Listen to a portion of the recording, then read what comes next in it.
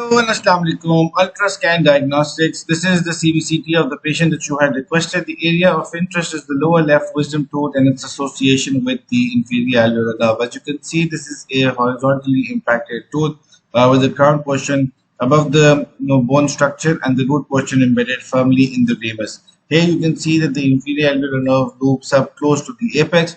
On the transaxial view, which is basically the proximal view, the blue line will denote where we are. So this is the crown structure. As you can see, as we're moving further inferiorly, you will see that the inferior alveolar nerve at this point is quite further away. It is present inferiorly to the wisdom tooth. As we're moving further posteriorly, we will continue to notice that the ramus starts to appear, and this is where the root gets very close to the apex, and the inferior alveolar nerve is approximately 5 millimeters away from the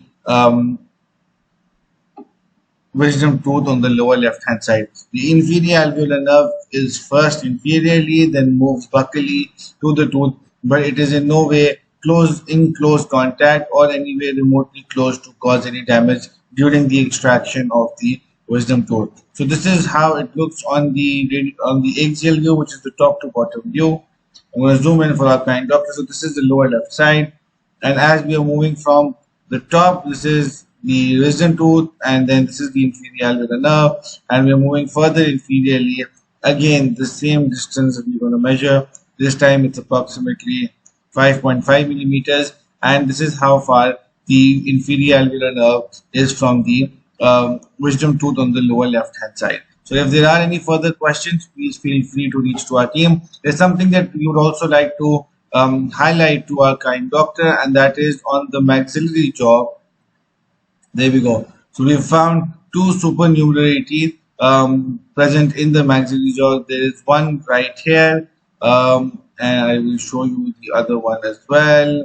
This is one. We see a little bit of a radiolucency. We see this is the nasopharyngeal canal. But on the transaxial view, you will be able to appreciate there's a supernumerary tooth right here. It's not even completely developed, right next to the incisive canal, and then there's a supernumerary tooth next to the upper right central and lateral, and this one is completely developed. So these are two accidental findings that we saw here, and then when we saw them on the transaxial view, we could actually appreciate that these are two supernumerary teeth present. So if there are any further questions, please feel free. Thank you very much.